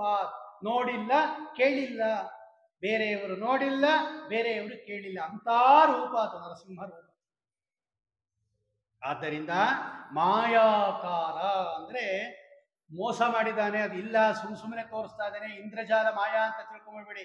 ಮಾಯಾ ಅಂದ್ರೆ ನಾವು ಎಲ್ಲ ಮಾಯ ಮಾಡ್ತಾರೆ ಅಂತಾರಲ್ಲ, ಆ ಮಾಯಾ ಅಲ್ಲ. ಮಾಯಾ ಅನ್ನಕ್ಕೆ ಭಗವಂತನ ಇಚ್ಛೆ ಅಂತ ಅರ್ಥ. ಆಚಾರ್ಯ ಬರೀತಾರೆ, ತವೇಚ್ಛಾನಂತ ಕಥ್ಯತೆ. ಮಾಯಾಪತಿ, ಭಗವಂತನಿಗೆ ಮಾಯಾಪತಿ ಅಂತ ಯಾಕೆ ಕರೀತಾರೆ? ಮಾಯಾ ಅಂತ ಅವಳು ಲಕ್ಷ್ಮೀದೇವಿ ಹೆಸರಲ್ವಾ? ವಾಸುದೇವನ ಹೆಂಡತಿ ಅವಳು ಮಾಯಾದೇವಿ. ಮರಳು ಮಾಡಿಕೊಂಡೆಯಲ್ಲೇ ಮಾಯಾದೇವಿಯೇ. ಆ ಮಾಯಾಪತಿ ಮಾಯಾವಿ, ಮಾಯಾವಿ ಪರಮಾನಂದಂ ತ್ಯಕ್ವಾ ವೈಕುಂಠಮೋತ್ತಮಂ. ಮಾಯಾವಿ ಅಂತಿದೆ ಅಲ್ಲಿ. ಮಾಯಾವಿ ಅಂದ್ರೆ ಮಾಯ ಮಾಡ್ತಾನೆ ಅಂತ ಅರ್ಥ ಅಲ್ಲ. ತನ್ನ ಇಚ್ಛೆಯಿಂದ ಯಾವ ಕೆಲಸವನ್ನು ಬೇಕಾದರೆ, ಯಾವ ಕೆಲಸವನ್ನು ತನ್ನ ಇಚ್ಛೆಯಿಂದ ಮಾಡುವವನು, ಇನ್ನೊಬ್ಬರ ಬಲಾತ್ಕಾರದಿಂದಲ್ಲ. ಇಚ್ಛೆಯಿಂದಲೇ ತಾನು ಅಖಿಲ ಜಗ ಸೃಷ್ಟಿಯ ಮಾಡುವನು. ಸ್ವಚ್ಛನಾದರೂ ತನ್ನ ಮೆಚ್ಚುಗೆಯಿಂದಲೇ ತುಚ್ಛನೆಂಬೋ ಶಬ್ದ ವಾಚ್ಯನಾಗಿರುವನು. ಕಾರಣನೇ ಇವನು, ಎಲ್ಲಕ್ಕೂ ಕಾರಣನೇ ಇವನು. ಕಾರಣನಿವನು ಸಾಧಾರಣನಲ್ಲನು, ಮಾರಮಣನು ಕರುಣಾರ ಸಮಯನು. ಕಾರಣನೇ ಇವನು. ದಾಸರಾಯರು ಹೇಳ್ತಾರೆ, ಇಚ್ಛೆಯಿಂದಲೇ ತಾನು ಅಖಿಲ ಜಗ ಸೃಷ್ಟಿಯ ಮಾಡುವನು. ಅದಕ್ಕೆ ನನಗೆ ಮಾಯಾಮಯ, ಮಾಯಾರಮಣ, ಮಾಯಾವಿ, ಮಾಯಾಪತಿ, ಮಾಯಾಮಯ ಅಂತ ಅದಕ್ಕೆ ಕರೆಯೋದದು. ಮಾಯಾಕಾರ.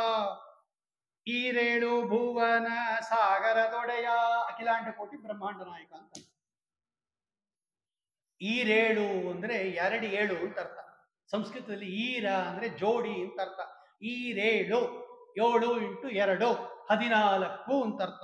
ಈರೇಳು ಭುವನ, 14 ಲೋಕಗಳು ಮತ್ತು ಸಾಗರ, ಸಪ್ತ ಸಾಗರ, ಸಪ್ತ ದ್ವೀಪ, ಒಟ್ಟು 14. ಯಾವ್ದು ಬೇಕನ್ನ ತಗೊಳ್ರಿ.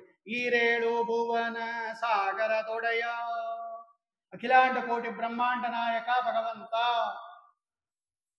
14 ಲೋಕಕ್ಕೆ ಸ್ವಾಮಿ ಅವನು, ಒಡೆಯ, ಸಾಗರದೊಡೆಯ ಅಂತ ಅಂದ್ರೆ ನನಗೂ ನಿನಗೂ ಎಲ್ಲರಿಗೂ ಸ್ವಾಮಿ.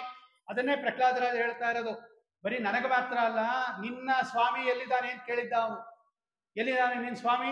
ಯಾರೋ ನೀನು ಜಗನ್ನಾಥ ಅಂತ ಕರೀತಿಯಲ್ಲ ಪ್ರಹ್ಲಾದ, ಯಾರನ್ನ ಹರಿ ಹರಿ ಅಂತ ಕರೀತಾ ಇದೆಯಲ್ಲ, ನಿನ್ನ ಸ್ವಾಮಿ ಎಲ್ಲಿದ್ದಾನ ಅವನು? ಪ್ರಹ್ಲಾದರಾಜರು ಹೇಳಿದ್ರು, ಅಯ್ಯೋ ನನ್ನ ಸ್ವಾಮಿ ನನ್ನ ಸ್ವಾಮಿ ಅಂತ ಯಾಕಂತ್ಯ, ನಿನಗೂ ಸ್ವಾಮಿನೇ ಅಂದ್ರು ಅವರು. ಬರೀ ನನ್ನ ಅನ್ಬೇಡ, ಜಗತ್ ಸ್ವಾಮಿ ಅವನು. ಇಡೀ ಜಗತ್ತಿಗೆ ಮಮ ಸ್ವಾಮಿ ಹರಿರ್ನಿತ್ಯಂ ಸರ್ವಸ್ಯ ಪತಿರೇವಚ. ಎಲ್ಲರಿಗೂ ಪತಿಯವುದು. ನ ಕೇವಲಂ ಮೇ ಭವತಶ್ಚ ರಾಜನ್ ಸವೈ ಬಲಂ ಬಲಿನಂ ಚಾಪರೇಶಾಂ. ಎಷ್ಟು ಸುಂದರವಾಗಿ ಹೇಳ್ತಾರೆ ಗೊತ್ತಾ ಅದು ಶ್ಲೋಕ. ಅದು ವಿಷ್ಣು ತೀರ್ಥರು ತಗೊಂಡಿದ್ದಾರೆ ಆ ಶ್ಲೋಕವನ್ನು ಅವ್ರು ಹೇಳ್ತಕ್ಕಂಥದ್ದು. ಜಹ್ಯಾಸುರಂ ಭಾವಮಿಮಂ ಪರಿತ್ಯಜ. ಬಿಡು ಈ ಆಸುರ ಭಾವ ಬಿಡು, ಭಗವಂತನ ಪಾದಾರವಿಂದಗಳಲ್ಲಿ ಮನಸ್ಸಿಡು ಅಂತ ಕೇಳ್ತಾರೆ ಅವರು. ಅದನ್ನು ಅವ್ರು ಹೇಳ್ತಾರೆ. ಈರೇಳು ಭುವನ ಸಾಗರದೊಡೆಯ ಆ ರುದ್ರ ನಾಮ. ಭಗವಂತನಿಗೆ ರುದ್ರ ಅಂತ ಕರೀತಾರೆ. ರುದ್ರೋ ಬಹುಶಿರ ಬಭ್ರುಹು. ರುದ್ರ ಅಂದ್ರೆ ಭಯಂಕರ ಅಂತ ಅರ್ಥ, ಭೀಕರ. ರುದ್ರಾವತಾರ ಅಂತ ಭೀಕರ. ಭಗವಂತನಿಗೆ ರುದ್ರ ಅಂತ ಕರೀತಾರೆ. ಆದ್ದರಿಂದ ರುದ್ರ ನಾಮ ವಿಜಯ ವಿಠಲ ನರಸಿಂಗ ವೀರ ರಸಾತುಂಗ ಕಾರುಣ್ಯಾಪಾಂಗ. ಅಪಾಂಗ ಅಂದ್ರೆ ಈ ಕಡೆಗಣ್ಣಿನ ನೋಟಕ್ಕೆ ಅಪಾಂಗ ಅಂತ ಕರೀತಾರೆ ಸಂಸ್ಕೃತದಲ್ಲಿ. ಅಪಾಂಗ ಅಂದ್ರೆ ಈ ಕಡೆ ತುದೀಲಿ ನೋಡ್ತೀವಲ್ಲ, ಹಿಂಗ್ ಕಣ್ಣು ಹಿಂಗಿಂದ ನೋಡ್ತೀವಲ್ಲ, ಈಗ ಅಪಾಂಗ ನೋಟ ಅಂತ ಕರೀತಾರೆ.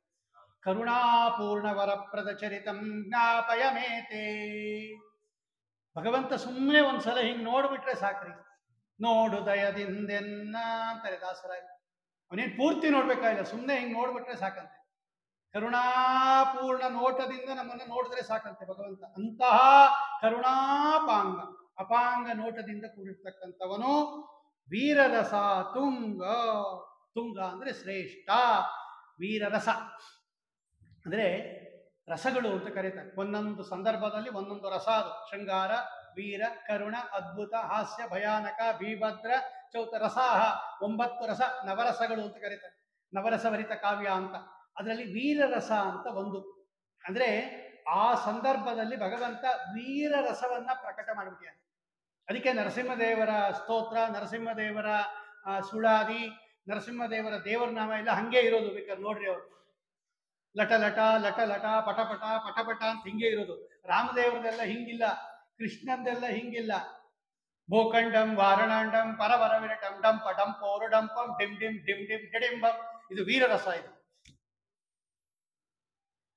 ಆ ಅವತಾರ ಹೆಂಗಿದೆಯೋ ಹಂಗೇ ಆ ದೇವರ ನಾಮಗಳು ಇರುತ್ತೆ ನೋಡಿ. ಅದೇ ರಸದಲ್ಲೇ ಇರುತ್ತೆ. ನರಸಿಂಹದೇವರನ್ನು ಹಂಗೆ ಹೇಳೋದು, ಹಂಗೆ ಹೇಳ್ಬೇಕದು. ಯಾವ ನರಸಿಂಹ ತೆಗಿರಿಬೇಕದು. ಉದಯ ರವಿ ಸಹಸ್ರಜ್ಯೋತಿತಂ ವೃಕ್ಷ ವೀಕ್ಷಂ ಪ್ರಳಯ ಜಲದಿನಾದಂ ಕಲ್ಪ ಕೃದ್ವನ್ನಿವಕ್ರಂ. ಅಲ್ಲೂ ಅಷ್ಟೇ ಅದು ನರಸಿಂಹಂ ನಮಾಮಿ. ಎಲ್ಲ ಕಡೆ ನರಸಿಂಹದೇವರ ಸ್ತೋತ್ರ ಎಲ್ಲೆಲ್ಲಿ ಬಂದಿದೆಯೋ ಅಲ್ಲಿ ಎಲ್ಲ ಹಿಂಗೇ ವರ್ಣನೆ ಮಾಡಿದ್ದಾರೆ ನೋಡ್ಬೇಕು. ಅದಕ್ಕೆ ವೀರರಸ ಅಂತ ಕರೀತಾರೆ. ಅಂದ್ರೆ ಆ ಸಂದರ್ಭದಲ್ಲಿ ಭಗವಂತ ವೀರಾರೋಷದಿಂದ, ಕೋಪಾವೇಶದಿಂದ ನನ್ನ ಭಕ್ತನಿಗೆ ನೀನು ಹಿಂಗೆ ಮಾಡ್ತೀಯ ಅಂತ ಹೇಳಿ ವೀರರಸವನ್ನ, ಅದು ಉತ್ತುಂಗ ತುಂಗ ಎತ್ತರದ ರೀತಿಯಲ್ಲಿ ವೀರರಸವನ್ನ ಪ್ರಕಟ ಮಾಡಿರ್ತಕ್ಕಂಥ ಅದೇ ಸೌಮನಸ್ಯ ಮನಸ್ಸು. ಈ ತರ ಭೀಕರ ರೂಪ ಏನಾದರೂ ಬೇರೆ ಅವತಾರದಲ್ಲಿ ತೋರಿಸಿದ್ರೆ ಹಸುಗಳೆಲ್ಲ ಓಡೋಗ್ಬಿಡೋದು ಅಷ್ಟೇ. ಅದು ಅದೇ ಭಗವಂತ ಕಾದನ ವತ್ಸವ ಹರಿ ಕಾದನ ನೋಡಿ. ಆವಾಗ ಹಸು ಕಾಯುವಾಗ ಹತ್ರ ಕರೆದು ಮೈಯೊರಸಿ ತನ್ನ ಸೆರಗು ತೆಗೆದು ಕೃಷ್ಣ ಕರುಗಳನ್ನೇ ಬೆನ್ನೊರೆಸಿ ತಿನ್ನು ತಿನ್ನು ಹುಲ್ಲು ಎನ್ನುತ್ತ ತನ್ನ ಕೈ ತೋರಿದ ಕಾದನ. ಎಷ್ಟು ಸೌಮ್ಯವಾಗಿ ವರ್ಣನೆ ಮಾಡ್ಯಾರ ನೋಡ್ರಿ. ಅದನ್ನ ಹತ್ರ ಕರೆದು ಬೆನ್ನೊರೆಸಿ ತನ್ನ ವಸ್ತ್ರ ತೆಗೆದು ಹುಲ್ ತಿನ್ನಿಸಿ ಎಷ್ಟು ನಿಧಾನಕ್ಕೆ ಹೇಳಿ. ಈ ತರ ಲಟ ಲಟ ಪಟ ಪಟ ಅಂತಿದ್ರೆ ಹಸುಗಳೆಲ್ಲ ಮುಂದೆ ಹೋಗ್ಬಿಡೋದು ಎದುರ್ಕೊಂಡು. ಅಲ್ಲಿ ಹೆಂಗಿದೆ ಇಲ್ಲಿ ಹೆಂಗಿದೆ ಲೆಕ್ಕ ಹಾಕ್ರಿ. ಆದ್ದರಿಂದ ಅದು ಶೃಂಗಾರ ರಸ, ಪ್ರೀತಿ ರಸ, ಕರುಣಾರಸ ಆಯಾ ಅವತಾರಗಳಲ್ಲಿ ಭಗವಂತ ಹಂಗೆ ತೋರಿಸಿದನಂತವು. ಅಂತಹ ವೀರರಸ ತುಂಗ ಕಾರುಣ್ಯಪಾಂಗ, ಕರುಣಾಪೂರ್ಣವಾದ ಅಪಾಂಗ ನೋಟದಿಂದ ಘೋರ ಸಂಸಾರವನ್ನು ಪರಿಹಾರ ಮಾಡುವುದು ಅಂತ ಹೇಳಿ ನರಸಿಂಹದೇವರನ್ನ ವರ್ಣನೆನೂ ಮಾಡಿದ್ದಾರೆ. ಅವನ ಬಗ್ಗೆ ಇರತಕ್ಕಂತಹ ಅಜ್ಞಾನವನ್ನೂ ಪರಿಹಾರ ಮಾಡಿದ್ದಾರೆ. ಅವನು ನಮ್ಮಂತೆ ಸಾಮಾನ್ಯ ಅಂತ ತಿಳ್ಕೊಂಡ್ಬಿಡ್ಬೇಡಿ. ಹಿರಣ್ಯಕಶಿಪು ಇದೇ ತಪ್ಪು ಮಾಡಿದ್ದು. ನಿನ್ನ ಹರಿ ಏನ್ ಮಾಡ್ತಾನೆ, ನನ್ನನ್ನ ನಾನು ಇಡೀ ಜಗತ್ತನ್ನ ಗೆದ್ದಿರೋನು, ನಾನೇ ಸಾರ್ವಭೌಮ, ನನ್ನ ಸಮಾನ ಯಾರಿಲ್ಲ, ನಾನೇ ಜಗತ್ಪಾಲ, ಬೇರೆ ಯಾರಾದರೂ ಇದ್ರೆ ಕ್ವಾಸೋ ಅಂದಿದ್ದ ಅವನು. ಇದನ್ನು ನೋಡೋನು ಈರೇಳು ಭುವನ ಸಾಗರದೊಡೆಯ, ಅದೇ ಜಗತ್ಪತಿ, ಇಡೀ ಜಗತ್ತಿಗೆ ಸ್ವಾಮಿ ಅವನು. ನೀನೇನೋ ಬಹಳ ವೀರ ಅಂತ ತಿಳ್ಕೊಂಡ್ಬಿಟ್ಟಿರೋದು. ಅವನೆಂತವನು? ವೀರಸಿಂಹ, ಅವನು ವೀರಶ್ರೇಷ್ಠ. ಅವನು ಕೇಳಿದ ಪ್ರಶ್ನೆಗೆಲ್ಲ ಅದರಲ್ಲಿ ಉತ್ತರ ಕೊಡ್ತಾ ಇದ್ದಾರೆ ಅಂತ ಹೇಳಿ ಆ ಮುಂದಿನ ನುಡಿಯನ್ನು ನಾಳೆ ದಿವಸ ಚಿಂತನೆ ಮಾಡೋಣ. ಶ್ರೀಕೃಷ್ಣ ಕಾಯೇನ ವಾಚ ಮನಸ ಇಂದ್ರಿಯರ್ವಾ ಬುದ್ಧ್ಯಾತ್ಮನ ವಾ ಪ್ರಕೃತಿ ಸ್ವಭಾವಾತ್ ಕರೋಮಿ ಯದ್ಯತ್ ಸಕಲಂ ಪರಸ್ಮೈ ನಾರಾಯಣಾಯೇತಿ ಸಮರ್ಪಯಾಮಿ. ಸರ್ವಂ ಶ್ರೀಕೃಷ್ಣಾರ್ಪಣಮಸ್ತು. ಶ್ರೀಮಧ್ವೇಶಾರ್ಪಣಮಸ್ತು.